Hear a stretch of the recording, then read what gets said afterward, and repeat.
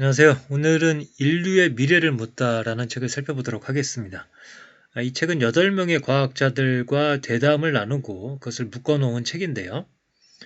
저는 이 8명 과학자들이 이야기한 것 중에서 기술 발전에 대해서, 어, 인류의 발전에 대해서 이들이 어떠한 시각을 갖고 있는가에 포커스를 맞춰서 한번 읽어봤습니다.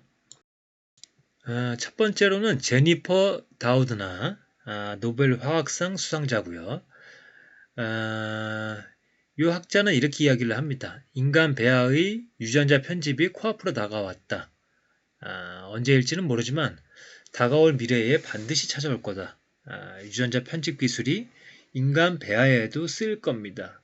그러니까 그 기술을 가능한 한 책임 있게 사용하도록 노력합시다. 기술은 뒤로 물러서지 않습니다. 한번 개발한 기술은 없앨 수 없죠.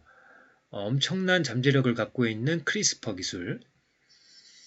이 기술로 유전 질환이든 기후 변화든 인류가 직면한 커다란 문제를 해결할 수 있을 것이다. 그래서 이 인간 배아의 유전자 편집도 가능할 것이라고 보는 거죠. 이제 노벨 화학상을 받은 이 샤르팡디에 교수와 저는 크리스퍼 개발에 온전히 힘쓰면서도 책임 의식을 가지고 연구해 나갈 생각이다. 이 인간 배아의 편집에 대해서는 모라토리엄, 그것의 실험이라든가 연구를 중지하는 것, 그 다음에 정부가 규제하는 것, 이 두 가지 방식이 다 효과가 없을 것이라고 보고 있습니다. 예를 들어 이제 소셜 미디어를 어떻게 규제해야 할지 아직도 정부는 제대로 이해하지 못하고 있고, 유전자 편집에 대해서도 마찬가지라고 보고 있습니다. 그래서 이 크리스퍼가 어떤 기술이고 어떤 역할을 하는지 배우고 싶어하는 사람들에게 과학자들이 솔선수범해서 도와주기를 호소하고 있다. 그리고 그 방법으로 크리스퍼 기술을 개발하도록 규제의 틀을 효과적으로 마련하는 방법도 제안하고 있습니다. 그래서 어쨌든 완전히 막을 수도 없고 유전자 편집 그 길로 갈 것이고 그 과정에서 생기는 윤리적인 문제들에 대해서 최대한 신중하게 따져보면서 가자 이런 입장인 것 같습니다. 그래서 예전에 이제 코드 브레이커라는 책을 통해서 제니퍼 다우드나에 대해서는 자세하게 알아본 바가 있습니다. 그 다음에 데이비드 싱클레어 하버드 대학교의 유전학 교수이고요. 이제 이 사람은 노아의 종말이라는 책을 썼습니다.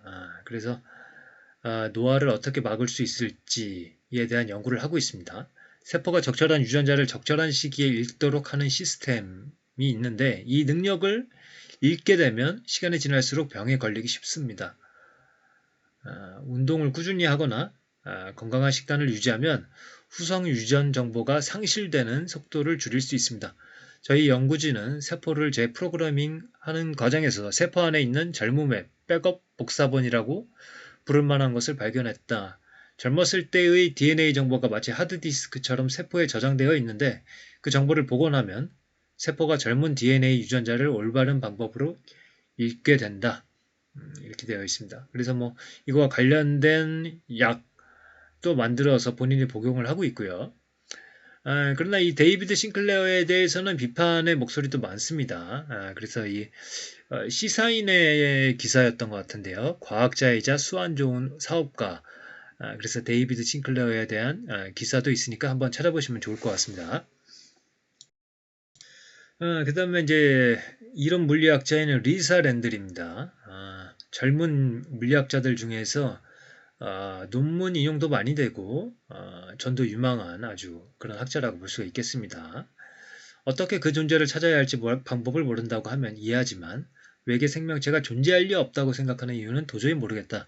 현재 우리의 우주에 다른 생명체를 탐사하는 방법은 여러 가지가 있지만 무엇을 찾아야 할지 정확하게 모른다면 원하는 것을 찾지 못할 수밖에 없습니다. 물론 외계 생명체를 찾는 일은 매우 어려울 거예요. 그렇다고 해서 찾으려는 노력조차 하지 말아야 한다는 뜻은 아닙니다.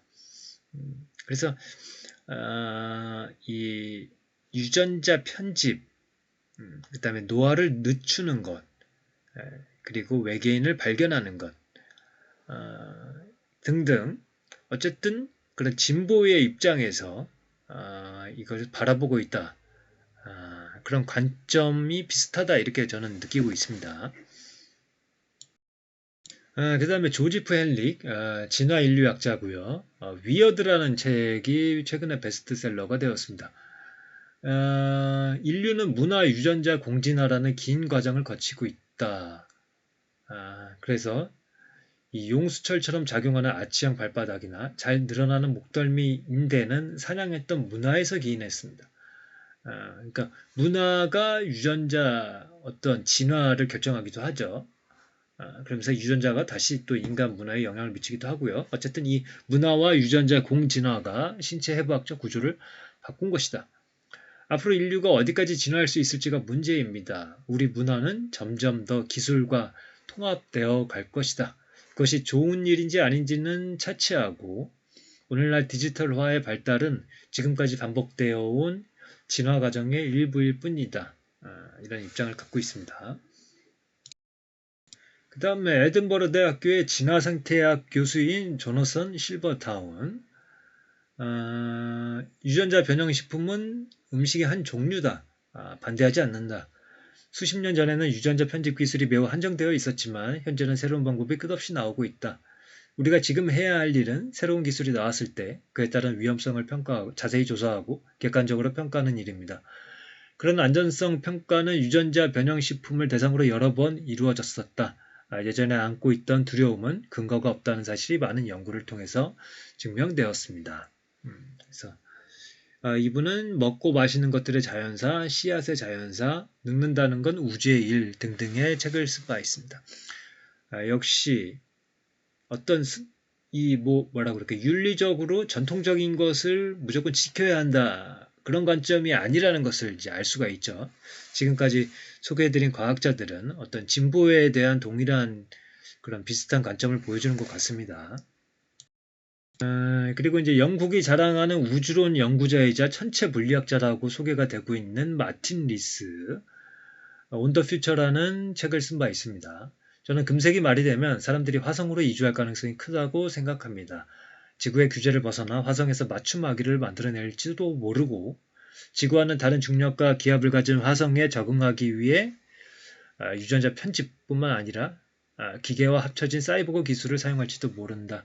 한두 세기가 지나면 인류와는 다른 새로운 종이 화성에 출현할지도 모릅니다.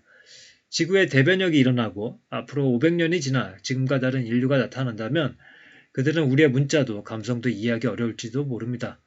인간의 본질이 변한다면 포스트 휴먼은 우리를 다른 종의 동물로 여길지도 모르죠. 그래서 예전에 소개해드렸던 포스트 휴머니즘에서 한 갈래인 트랜스 휴머니스트들의 관점과 비슷하다는 것을 알 수가 있죠. 기술의 진보에 대한 어떤 낙관적인 전망들 같은 게 보이죠. 그 다음에 생명체는 물리법칙에 따라 행동한다 혹은 진화한다 라고 주장하고 있는 에든버러 대학교 우주생물학 교수인 찰스 코케일입니다. 이분은 생명의 물리학이라는 책을 쓰기도 했습니다. 오리너구리를 보면은 우선 기본적인 모양이 만들어지고 나서 거기에 여러 가지 형태가 더해져 특이한 겉모습이 나타나는 하나의 예이다. 자동차를 한번 보면은 다양한 형태가 있지만 물리적인 규칙은 똑같이 작용한다. 자동차가 발명된 지 100년이 지났고 유행에 따라 가지각색으로 디자인한 자동차가 나오고 있지만 기본적인 틀은 그대로이고 물리학을 기반으로 움직이고 있다. 생물학도 마찬가지다. 물리법칙의 제한을 받는 생물 진화는 한정된 가능성 안에서 세부에 걸쳐 개성을 발휘하고 다양성을 나타낸다. 오리 너구리는 얼굴 앞부분에 특이한 형태의 주둥이를 달고 있는데 이 역시 가능성의 범위 안에 있다. 기본적으로 유체 역학에 따른 형태 속에서 생겨난 다양성의 한 예입니다. 그래서 물리법칙에 따라서 큰 틀이 잡히고 그 안에서 어떤 우연적으로 다채롭게 진화가 꼽힐 수 있다라고 이야기를 하고 있습니다. 사실 이 책의 주요한 주제 중에 하나가 이제 진화일 텐데요.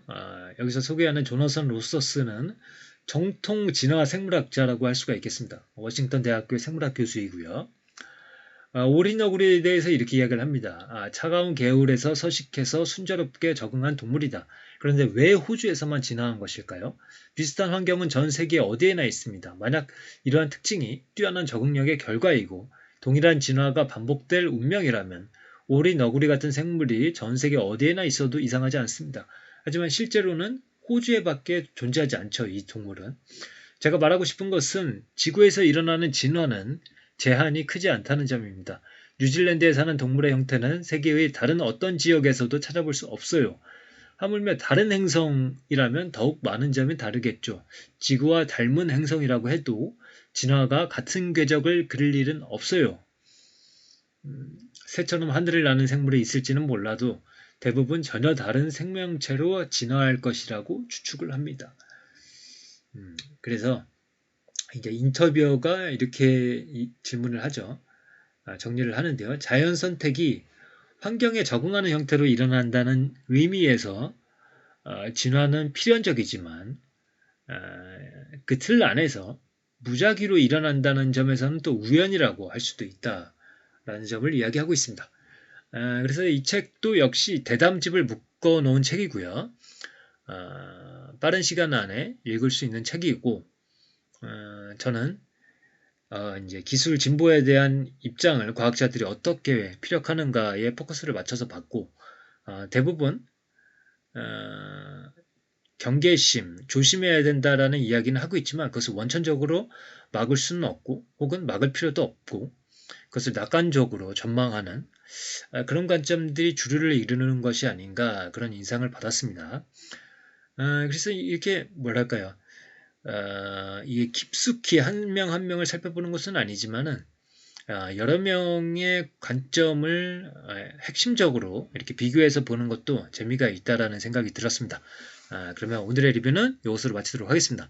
감사합니다.